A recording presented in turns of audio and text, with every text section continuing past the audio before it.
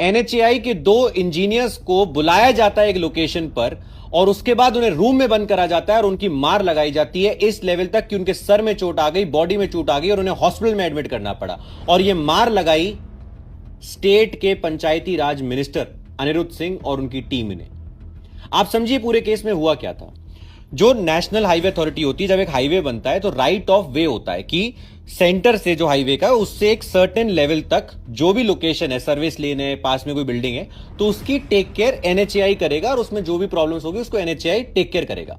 अब जो बिल्डिंग थी, एक बिल्डिंग थी, वो इस राइट ऑफ वे के 30 मीटर आगे थी, मतलब इनकी जुरिस्डिक्शन में नहीं आती, इनको नहीं करना था कुछ भी, और वो बिल्डिंग कोलैप्स कर जाती है। तो जब ये एनएचएआई के इंजीनियर जाते हैं, साइट पे जाते हैं और बताते हैं कि ये जुरिस्डिक्शन में नहीं आती है, तो इसका जो रिस्पॉन्सिबिलिटी है वो स्टेट गवर्नमेंट की बनेगी और पंचायती राज जो भी आपकी मिनिस्ट्री है वो उसे हैंडल करेगी, तो उनको रूम में बंद करके उनकी मार लगा दी जाती है।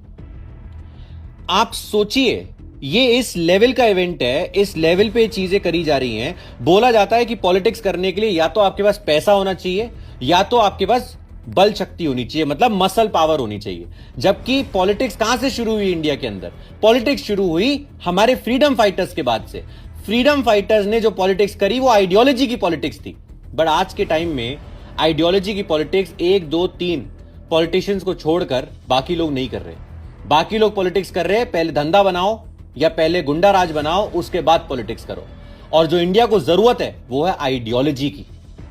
अब आप समझिए इसका इंपैक्ट क्या होगा अगर सीएम सर ने, हिमाचल प्रदेश के सुखविंदर सिंह जी ने इस पे स्टेप नहीं लिया। क्योंकि नितिन गडकरी जी जो मिनिस्टर है, कैबिनेट मिनिस्टर, उन्होंने क्लियरली बोला है कि ये out of the rule book है और ये चीज नहीं हो सकती, इस पे एक्शन होना जरूरी है। और क्लियरली बोला गया है कि अगर एक्शन नहीं हुआ तो यह बिल्कुल सही सिग्नल नहीं देता है, मैसेज नहीं देता है कंट्री को। क्योंकि पहले तो लोग सेफ नहीं थे, बेटियां सेफ नहीं है, अब सिविल सर्वेंट्स भी सेफ नहीं है, सेंट्रल गवर्नमेंट के सिविल सर्वेंट सेफ नहीं है, तो फिर स्टेट के सिविल सर्वेंट्स का क्या होगा?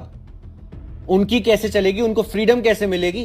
राइट्स कैसे मिलेंगे कोई एक्शन लेने के, अगर मिनिस्ट्रीज और मिनिस्टर्स ये करते रहेंगे? आपका क्या ओपिनियन है इसके ऊपर बताइए, बिकॉज ये एक बहुत ही खराब हरकत है और इस पे सीएम सर को स्टेप लेना चाहिए और पंचायती राज मिनिस्टर को रिजाइन कराना चाहिए या फिर उन्हें सस्पेंड करना चाहिए। That's what I feel about it. जय हिंद, जय भारत।